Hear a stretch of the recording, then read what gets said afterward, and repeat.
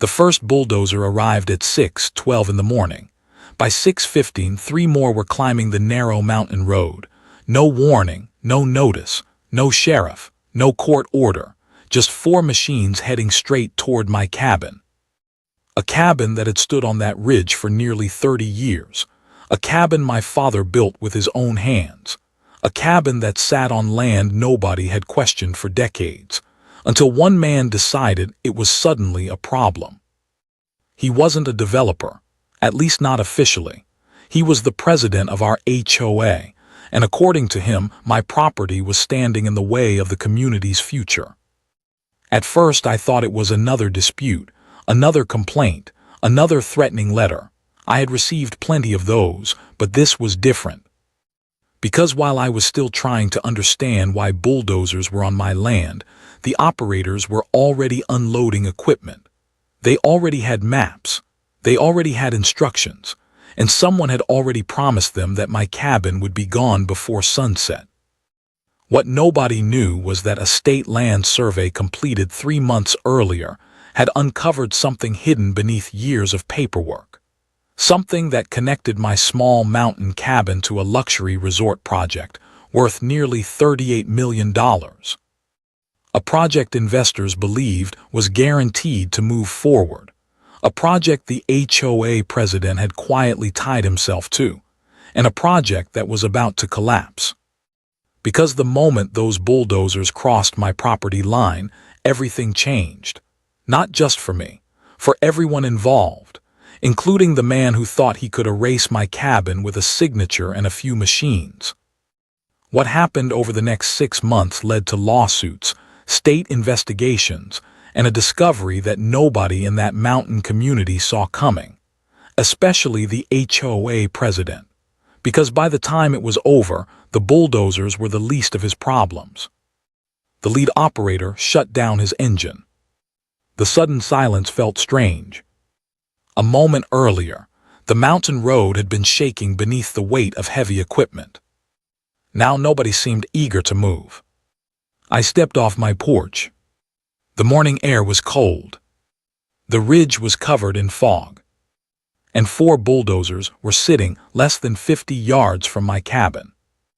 A man wearing a reflective vest climbed out of a pickup truck. He carried a folder. He looked nervous. Not confident. Not aggressive. Just nervous. That caught my attention immediately. People who know they're in the right usually don't look nervous. He walked toward me, asked if I was the property owner. I told him I was. Then he opened the folder. Inside was a site map, a construction schedule, and a document with the HOA letterhead printed across the top. I asked where the demolition permit was. He didn't answer. I asked where the county authorization was. Again, no answer. Instead, he pointed to a highlighted section on the map. According to him, the HOA president claimed my cabin sat inside land designated for a future access road. An access road connected to a planned mountain resort. I stared at him. Then I stared at the map. Something felt wrong. Very wrong. The road wasn't even close to the route discussed in previous community meetings. Not even remotely close. In fact, this route cut directly through private parcels, mine included. I told him the property line was established decades ago. I told him the county had surveyed the land. I told him none of this made sense. The operator looked uncomfortable. Then he quietly admitted something. The crew had asked similar questions the day before. They never received clear answers. Only instructions. Instructions to begin clearing work immediately. That was the first red flag. The second came 10 minutes later. 3 neighbors appeared at the bottom of the ridge. All of them lived within a mile. All of them had heard the machines. One of them, a retired surveyor named Mark, walked straight toward the equipment. He looked at the maps. Then his expression changed. Immediately, he asked to see the parcel numbers. The man with the folder hesitated. Mark asked again. Finally, the papers were handed over. Mark studied them for less than 30 seconds. Then he looked up. These aren't current. Nobody said anything. Mark tapped the paperwork. Hard. These parcel records are years old. The operator frowned. Mark kept going. The county updated these boundaries. The access corridor moved. The new survey changed everything. For a second, nobody moved. Not even the equipment crews. The operator looked genuinely surprised, almost alarmed. Then he made a phone call. A very long one. He walked away while speaking. The rest of us waited. The mountain road remained blocked. The bulldozers sat idle. And my cabin remained standing. For now. About 20 minutes later, a black SUV appeared around the bend. Everyone knew that vehicle. Everyone. The HOA president had arrived. His name was Richard Hall, former real estate broker, current HOA president, the man behind nearly every dispute in the community during the last 3 years. Richard stepped out, confident, relaxed, like the outcome had already been decided. He barely looked at me. Instead, he walked directly toward the operators. The conversation lasted only a few minutes. But even from a distance, something felt off. The operators weren't agreeing with him. They were questioning him. One pointed toward my cabin. Another pointed toward the surveyor. Richard's face tightened. Then he noticed the growing crowd. More neighbors had arrived. Word travels fast in mountain communities, especially when bulldozers show up unexpectedly. Within an hour, nearly 20 people stood near the ridge. Some supported the HOA. Most didn't. But everyone wanted answers. Richard finally approached. He carried a stack of documents. He claimed the HOA possessed legal authority. He claimed the development had county approval. He claimed delays would cost investors millions. Nobody seemed impressed, especially not Mark. The retired surveyor calmly asked a simple question. Where was the updated survey? Richard didn't answer. Instead, he changed the subject. Then he changed it again. The crowd noticed. People exchanged looks. Murmurs spread. The confidence Richard arrived with began disappearing. Slowly, but visibly. Then another man stepped forward. A former county planning employee named Thomas. He had attended several zoning meetings years earlier. He remembered details most residents had forgotten, including one detail that suddenly became very important. According to Thomas, the proposed resort originally used a completely different entrance route, one located nearly half a mile away. Nobody understood why the route changed, especially this late in the process. Richard claimed adjustments had been made. Thomas asked for records. Richard refused. Thomas asked for meeting minutes. Again, no answer. Now the crowd was getting restless. The operators looked trapped. The neighbors looked suspicious. And Richard looked irritated. Then the third red flag appeared.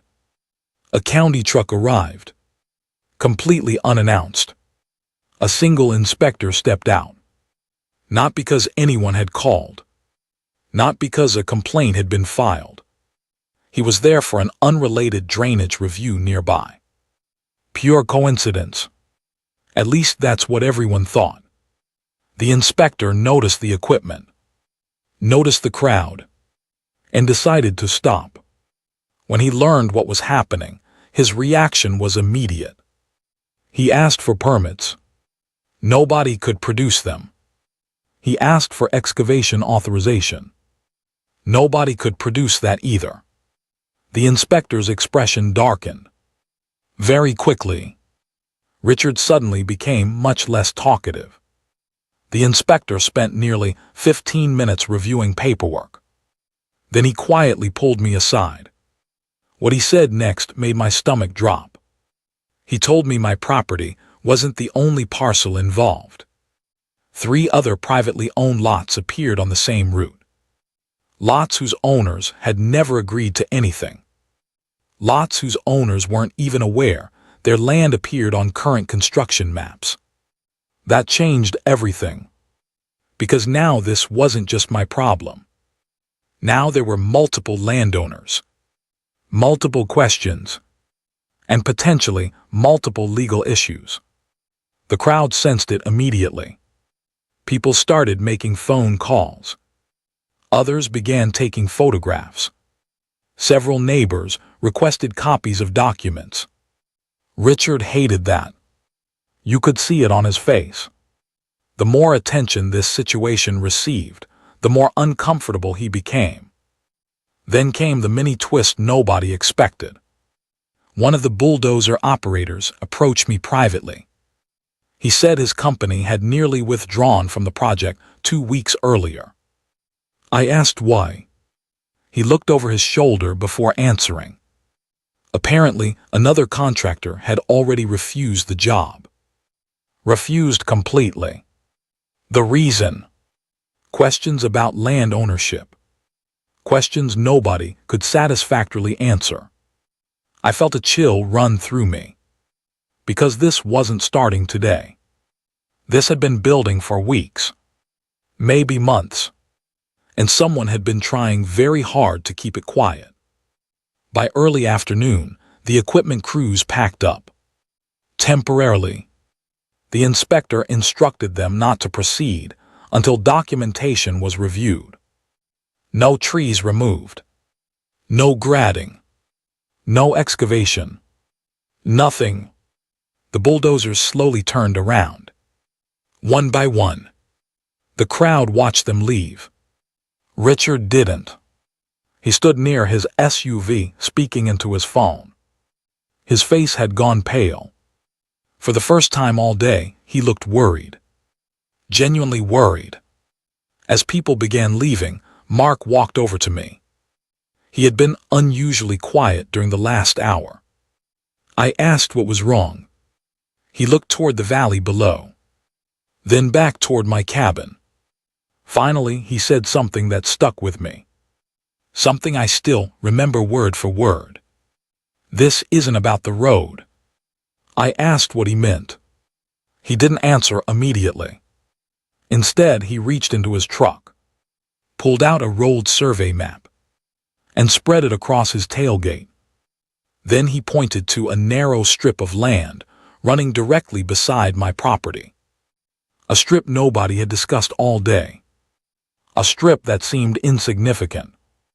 At first, until Mark revealed who had recently acquired the parcels surrounding it. I recognized the company name immediately, because it wasn't listed anywhere in the HOA records, and it wasn't connected to the resort developers publicly. Yet somehow, the company shared the exact same business address as one of Richard Hall's private investment firms.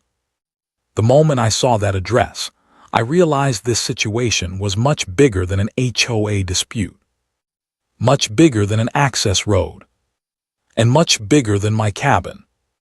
Because if the records were accurate, the HOA president hadn't just been pushing a development project. He may have been positioning himself to profit from land that wasn't supposed to be available in the first place. And that was when a second county vehicle appeared at the bottom of the mountain road. This one wasn't from planning. It wasn't from inspections. And it wasn't there by accident. The markings on the door made that clear. The moment Mark saw it, his face went completely still. Then he looked at me and quietly said, "You're going to want to hear what they found." And that's when things became far more serious than anyone expected. The county vehicle stopped beside the road. Two men stepped out. Neither looked familiar. Neither lived in the community. Both carried folders. And both walked directly toward Richard. Not toward me. Not toward the crowd. Toward Richard. That alone got everyone's attention. The conversations around the ridge slowly faded. People stopped talking. Stopped moving. Even Richard seemed caught off guard. One of the county officials introduced himself. The other never said much. He mostly listened. Observed. Took notes. The first man asked Richard a few questions. Simple questions. Questions that should have had simple answers. Instead, Richard became defensive almost immediately. His voice rose. His hands started moving. He pointed toward the valley.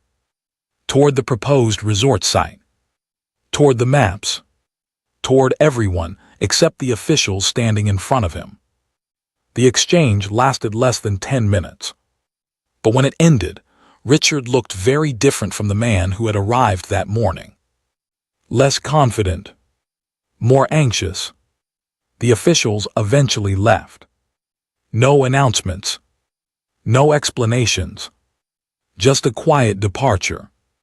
But their visit left a mark. Everyone felt it.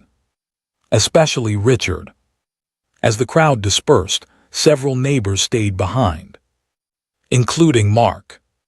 Including Thomas. And including a few homeowners who rarely involved themselves in HOA matters. Men who normally avoided drama. Men who preferred fishing, hunting, or minding their own business. Yet now they were asking questions. The same questions. Why was private property suddenly being targeted? Why were outdated maps being used? And why was the HOA president connected to companies involved in the resort project? Nobody had answers. Not yet. That evening I received my first phone call. It came from one of the neighboring landowners mentioned by the county inspector. His name was Greg. He sounded angry. Very angry. He had just learned his parcel appeared on the same development route. Without his knowledge. Without permission. Without any agreement. He wanted copies of everything. So did the other property owners. By the next morning, 4 separate landowners were comparing records. Comparing surveys. Comparing letters. The similarities were impossible to ignore. Each of us had received different explanations. Different timelines. Different claims. Almost as if someone had been telling each owner exactly what they needed to hear. Nothing more. Nothing less. That realization made everyone uneasy. Because misunderstandings happen. But coordinated inconsistencies. Those are harder to explain. 3 days later, things escalated again. An emergency HOA meeting was announced. Short notice. Mandatory attendance. The community center filled quickly. More people showed up than anyone expected. Every chair was occupied. People stood along the walls. Others crowded the back entrance. The atmosphere felt tense from the start. Richard opened the meeting. He looked exhausted. The confident tone was gone. But he still tried to control the room. He claimed rumors were spreading. He claimed misinformation was creating panic.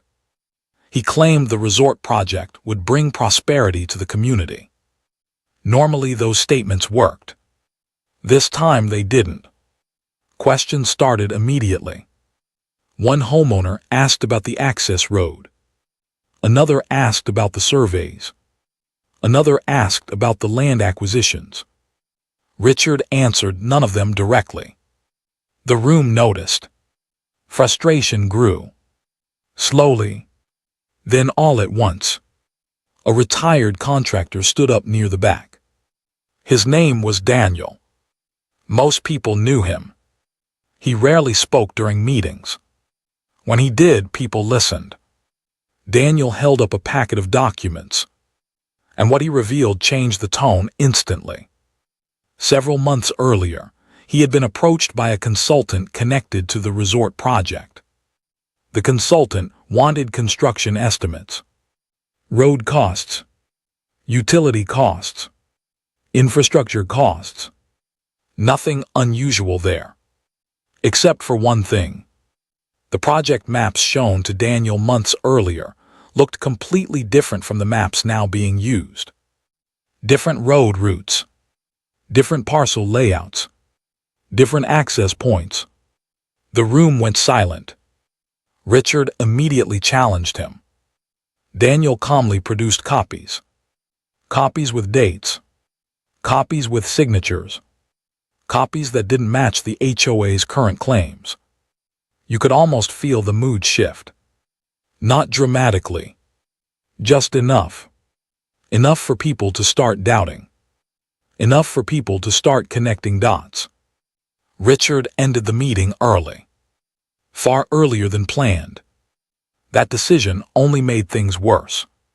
Because now people were talking outside. In parking lots. In driveways. Over fences. The questions weren't going away. They were multiplying. A week later, another development surfaced. This one came from Thomas, the former county planning employee. He had spent days reviewing public records, hours at county offices, hours examining filings. Most of it was routine. Then he found something strange. A filing amendment, buried deep inside development paperwork. Easy to miss. Easy to overlook. The amendment altered projected access requirements, and the date attached to the amendment caught his attention. Because it had been filed just weeks after my property survey was completed. Not before. After. That timing bothered him. It bothered all of us. The survey had changed parcel boundaries. Then suddenly project access requirements changed too. Maybe coincidence. Maybe not. Nobody knew. But curiosity turned into concern. Concern turned into scrutiny. And scrutiny started attracting attention from outside the community. Then came the mini twist. A local newspaper reporter reached out. Not because of my cabin. Not because of the HOA. Because someone anonymously mailed documents to the newsroom. Documents connected to land purchases around the resort site. The reporter wouldn't reveal the source. Couldn't reveal the source. But he did share one important detail. Several purchases had been completed through different companies. Different names. Different ownership structures. Yet many pointed back to the same business address. The exact address Mark had shown me. The same one linked to Richard's investment firm. That wasn't proof of wrongdoing. Not even close. But it was enough to raise eyebrows. And eyebrows were definitely being raised. Especially among investors. That became obvious a few days later. One of the resort project's consulting engineers unexpectedly resigned. Then another. Then a third-party environmental firm paused its involvement. Nobody publicly explained why. Officially, everything remained on schedule. Officially, the project was moving forward. Officially, there were no issues. But people were starting to notice cracks. Small cracks. The kind that grow quietly. The kind that become impossible to ignore later. Then something happened that caught me completely off guard. Late one afternoon, I returned home to find a truck parked near my driveway. A man stood beside it. Middle-aged. Professional. Not a neighbor. Not a county employee. Not someone I recognized. He introduced himself as an attorney representing a group of investors. That immediately got my attention. The investors had questions. Lots of questions. Questions about my survey. Questions about the attempted road expansion. Questions about the bulldozers. Questions about Richard. The attorney didn't accuse anyone of anything. He was careful. Very careful. But one comment stood out. According to him, some investors had recently learned information that differed from what they had originally been told. Information significant enough to trigger concern. That was all he would say. Nothing more. Yet his visit confirmed something important. The issue was no longer local. It had moved beyond the HOA. Beyond the neighborhood. Beyond the mountain itself. Money attracts attention. $38 million attracts even more. And once investors start asking questions, situations can change very quickly. A few nights later, Mark called me. His voice sounded unusually serious. He wanted me to come over immediately. No details. No explanation. Just urgency. When I arrived, Thomas was already there. Several documents were spread across a dining room table. Maps, property records, survey overlays, county filings. At first I couldn't see what worried them. Then Mark pointed to a section near the edge of the resort boundary. A narrow corridor, not much wider than a two-lane road. The exact corridor connected to my property dispute. Then Thomas showed me another document. An older version. The difference was subtle. Very subtle. Easy to miss. But once I saw it, I couldn't unsee it. The corridor wasn't originally necessary. The project functioned without it. Completely. The resort plans already had legal access elsewhere. My stomach tightened, because that raised a disturbing question. If the project didn't actually require that corridor, then why had so much pressure been placed on acquiring it? Why send bulldozers? Why risk lawsuits? Why create conflict? Why target multiple landowners? The room fell silent.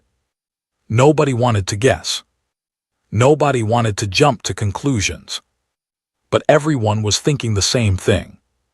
Something wasn't adding up. Then Mark revealed one final detail. A detail he had intentionally kept quiet until he could verify it. The company linked to Richard's business address had recently signed an option agreement. Not on the resort land. Not on adjacent land. On the exact corridor being disputed. The exact corridor crossing private properties. Including mine. The room went completely still.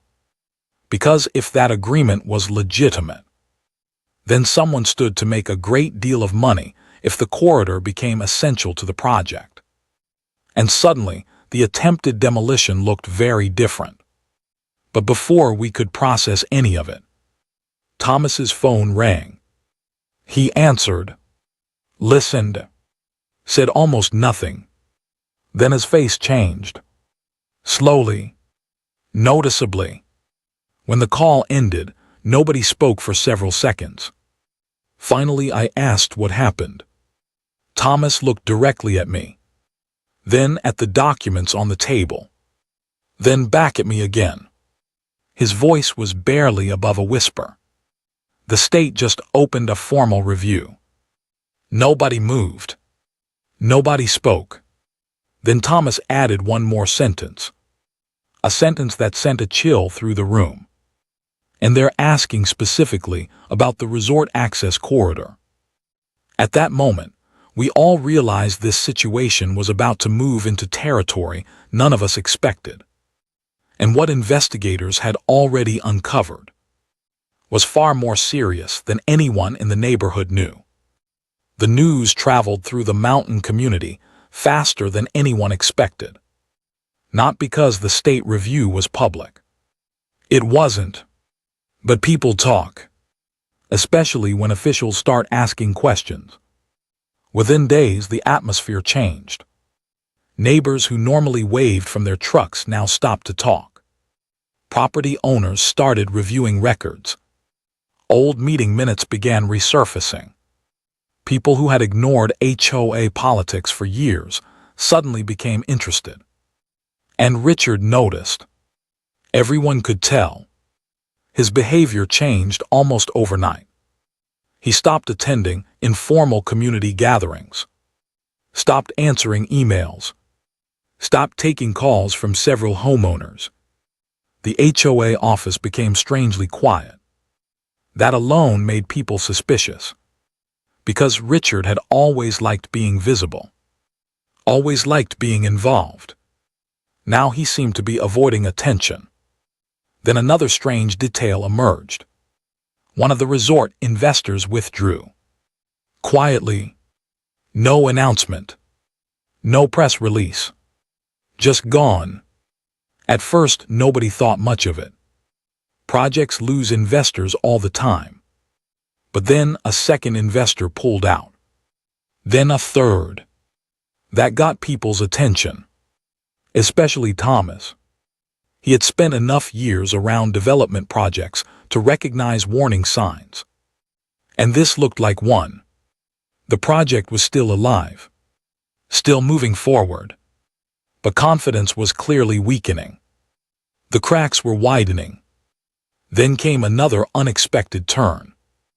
The state review team started contacting property owners directly, including me.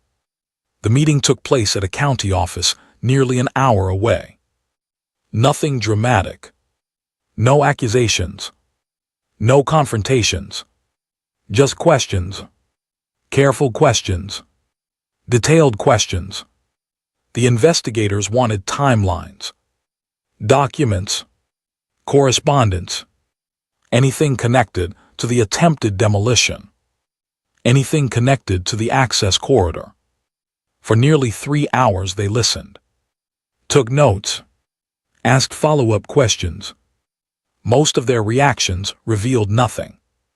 But one moment stood out. I mentioned the bulldozers arriving before any permits were produced. The two investigators exchanged a look. A very brief look.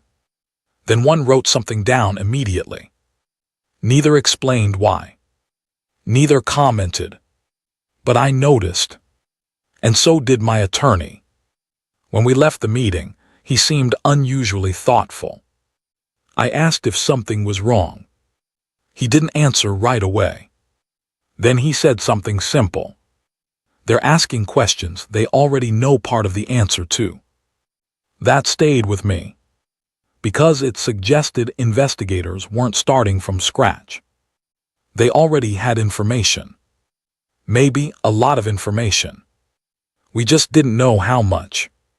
A week later, another HOA meeting was scheduled. This one drew an even larger crowd. The community center was packed. People arrived early just to find seats. The mood felt different this time. Sharper, less patient. Richard entered with 2 attorneys. That alone caused whispers throughout the room. He had never brought attorneys before. Now he brought 2. Nobody missed the message. The meeting started awkwardly. Financial updates. Maintenance reports. Routine business. Nobody cared. Everyone was waiting for the same topic. Eventually, someone brought it up. Then someone else. Then another. The questions came from every direction. Access corridors. Land acquisitions. State reviews. Investor withdrawals. Richard attempted to redirect the conversation. It didn't work. The room wasn't interested in landscaping budgets. The room wanted answers. Then one homeowner stood up. His name was Walter. Retired firefighter. Respected throughout the community. Walter rarely spoke publicly. When he did, people listened. He held up a packet of records. records he obtained through public requests. And what he found rattled the room. According to the documents, several project-related submissions contained conflicting descriptions of the corridor. Not illegal, not necessarily improper, just inconsistent. The problem was the inconsistencies kept appearing. Different maps, different explanations, different justifications. Each one raised new questions.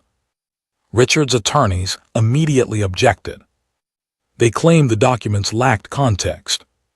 Maybe they did. Maybe they didn't. But the damage was done. The room had seen enough. Trust was disappearing.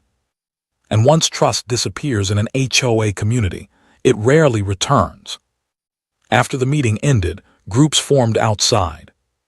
People lingered for hours, discussing theories, comparing notes, trying to make sense of everything. Then Mark received a phone call. A short one, less than a minute. When he hung up, his expression changed. I recognized that look. It was the same look he had the day the bulldozers arrived. The look of someone discovering another piece of a puzzle. He pulled Thomas and me aside, away from everyone else. Then he shared what he'd learned. Apparently, a former consultant connected to the project had recently contacted someone in county government. The consultant wasn't accusing anyone of misconduct, at least not directly, but he had apparently raised concerns about project assumptions, particularly assumptions involving access rights.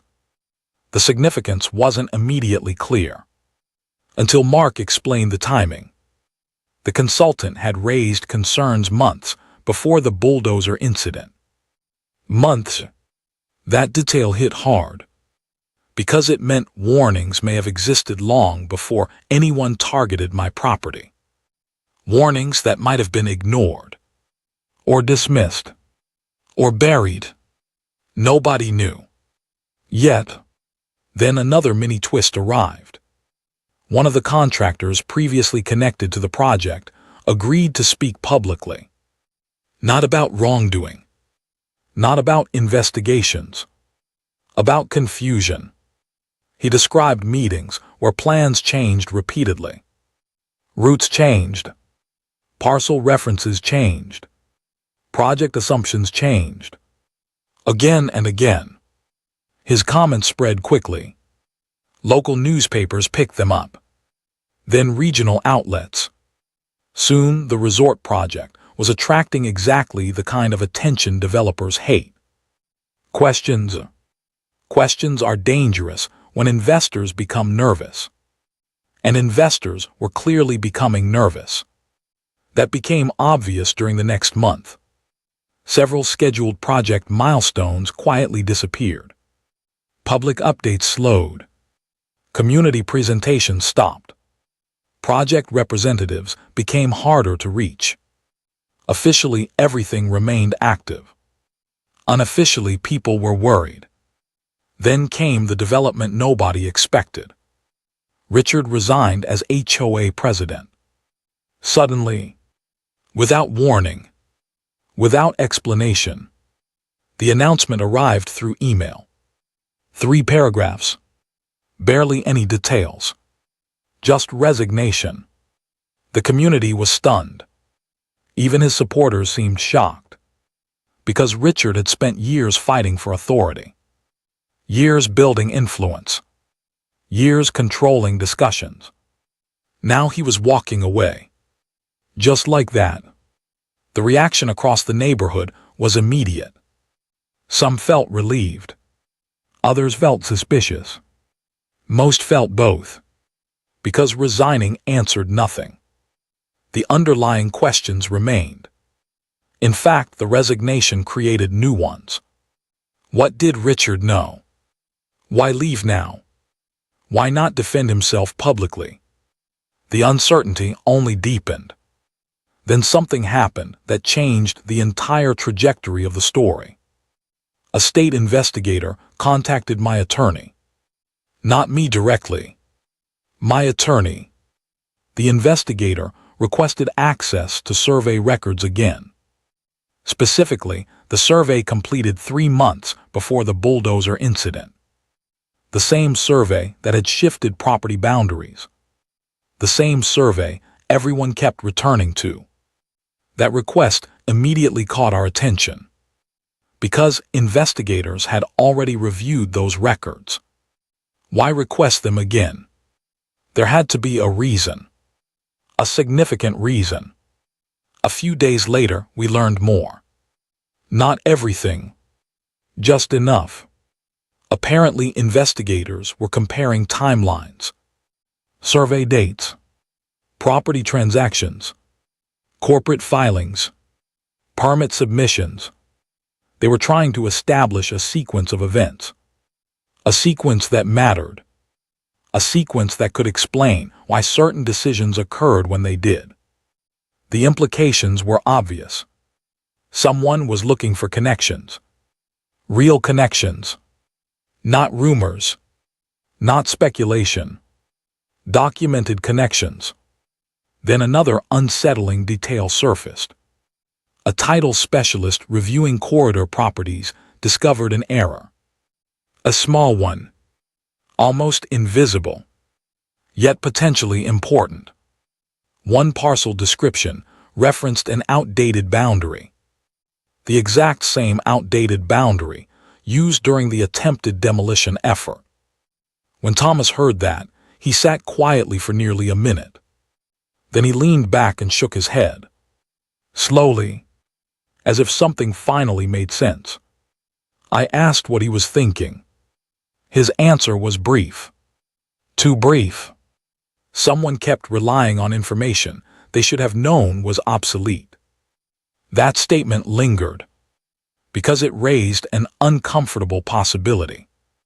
Maybe the mistakes weren't random. Maybe they weren't mistakes at all. Still, nobody had proof. Not yet. Then came the phone call. The one none of us expected. Late on a Thursday evening. Mark called. His voice sounded tense. Not excited. Not hopeful. Tense. He told me to turn on the local news. Immediately. I did. The report lasted less than 3 minutes. But it changed everything. A state agency had officially paused review of several permits connected to the resort project, pending further examination. The reporter provided few details. Only that additional information had recently come to light. Information requiring closer scrutiny. The project wasn't canceled. Not yet. But momentum stopped instantly. The impact was immediate.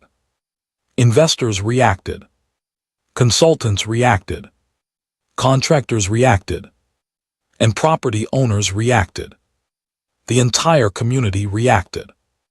Because for the first time, the threat hanging over my cabin seemed to be moving in the opposite direction. Away from me. Toward the people who created it. But the biggest shock came the next morning.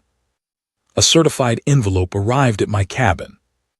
No return address. No explanation.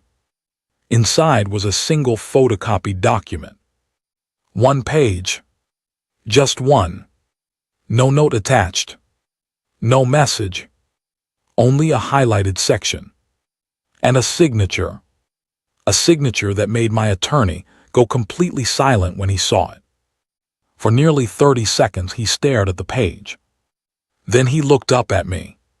His expression said everything. Whatever this document meant. It was important. Very important. And according to him, it connected 2 events that nobody had previously been able to connect. The problem was, if the document was authentic, the entire story behind the access corridor was about to change. And someone, somewhere, clearly didn't want that information becoming public. My attorney placed the document on his desk. Then he read it again. And again. The silence in the room became uncomfortable. Finally, he looked up. The highlighted section wasn't dramatic. It wasn't some secret confession. It was a date, a signature, and a reference to a planning recommendation. On its own, it meant very little. But paired with everything investigators had already collected, it meant a lot. Because the document suggested certain decisions had been discussed much earlier than anyone publicly admitted. Months earlier, possibly before key land purchases were completed, possibly before property owners knew they were affected. That changed the timeline. And timelines matter, especially when investigators start building a case. Over the next several weeks, the pressure intensified. State officials continued reviewing records. County staff were interviewed. Contractors were contacted. Consultants were questioned. Nobody in the neighborhood knew exactly what investigators had discovered. But everyone knew they were working. The resort project slowly began stalling. Deadlines slipped. Meetings were postponed. Several contractors moved on to other jobs. The optimism surrounding the project disappeared. People started talking about it in the past tense. Not because it was officially over, but because nobody seemed confident anymore. Then came another development. The HOA board announced an independent review of decisions made during Richard's presidency. That announcement shocked the community. Not because reviews are unusual, because this board had spent months defending him. Now they were distancing themselves.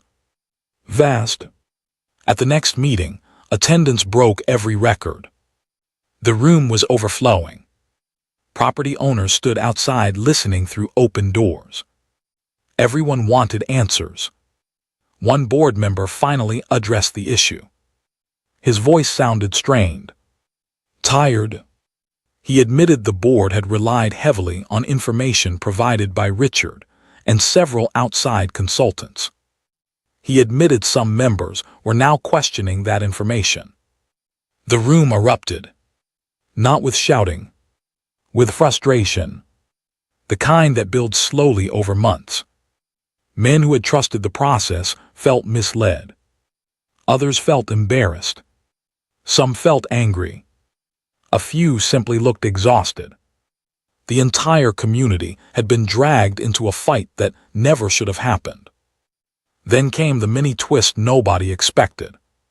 Mark received a call from one of the original resort investors. Not through lawyers. Directly. The investor wanted clarification about the corridor dispute. During the conversation, another detail surfaced. A detail that had somehow escaped attention. The resort itself wasn't the problem. Most investors still believed the project could work. The problem was the corridor. The corridor had become a liability, a legal risk, a financial risk, and a public relations nightmare. The irony wasn't lost on anyone. The very piece of land used to pressure property owners had become the biggest obstacle facing the project. Weeks later, the state review reached a critical stage. A formal report was issued. Not a criminal case. Not a dramatic raid. Just findings. Careful findings. Professional findings. The report identified significant concerns regarding land assumptions, project representations, and corridor-related planning decisions. Several approvals were sent back for further review. Others were suspended. The impact was immediate. Investors reacted. Lenders reacted. Project partners reacted. Within days, the resort project effectively froze. $38 million worth of planning sat in limbo. Nobody wanted to move forward until the questions were answered. And without movement, money stopped flowing. That was the moment people realized the scale of the damage. Not damage to my cabin. Damage to the project itself. The consequences spread quickly. Consulting contracts ended. Development agreements expired. Partnerships dissolved. One by one. Quietly, but steadily. Then the final piece fell into place. The independent HOA review concluded. The findings were released to homeowners. The report wasn't explosive. It didn't need to be. The conclusions were straightforward. The board determined that actions had been taken based on incomplete and outdated information. Key decisions lacked proper verification. Important concerns raised by residents were not adequately addressed. And most importantly, the attempted effort to push the corridor through private properties should never have advanced the way it did. That statement carried weight. A lot of weight. Because it confirmed what many residents suspected from the beginning. The process had failed. Badly. Not because of one mistake. Because too many questions went unanswered for too long. Soon after, Richard's investment interests connected to the corridor began unraveling. Several agreements expired. Others were terminated. Potential buyers disappeared. Potential partners walked away. Without the resort moving forward, the corridor lost much of its value. The opportunity vanished. And with it went any chance of the outcome Richard had apparently expected. Months earlier, he arrived with bulldozers. Convinced the issue was settled. Convinced my cabin was standing in the way. Now the situation looked very different. The cabin remained exactly where it had always been. The property remained intact. The access corridor never materialized. And the resort project that depended on those assumptions sat frozen. The contrast was impossible to ignore. One morning, nearly a year after the bulldozers first arrived, I stood on the porch with Mark. The fog rolled across the valley below. The same view my father had enjoyed decades earlier. The same view nearly lost because someone believed paperwork mattered more than facts. Mark looked toward the road, then toward the cabin. Then he laughed quietly. Not because the situation was funny. Because it was finally over. Or close enough. The stress was gone. The uncertainty was gone. For the first time in months, nobody was calling attorneys. Nobody was filing requests. Nobody was preparing for another hearing. The fight had simply run out of road. Eventually, the resort developers announced a complete restructuring of the project. New routes. New plans. New leadership. No corridor through my property. No corridor through any of the disputed parcels. The community slowly moved on. Not perfectly. Trust takes time to rebuild. But people moved forward. The conversations became less frequent. The meetings became quieter. The mountain returned to normal. As for Richard, he disappeared from community affairs entirely. No speeches. No meetings. No explanations. Just gone. And maybe that was fitting. Because in the end, the story was never really about one person. It was about what happens when assumptions replace facts. When power goes unchecked. And when people believe nobody will question them.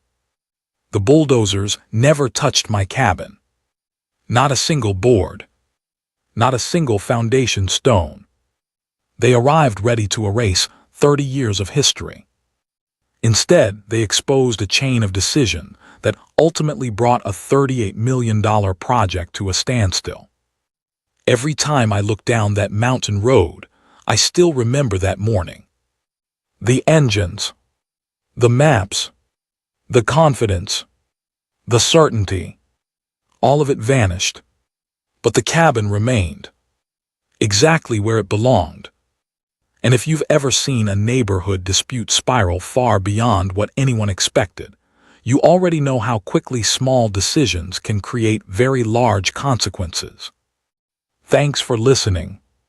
And if you enjoy stories about real property conflicts, HOA battles, and the unexpected outcomes that follow, consider subscribing for more.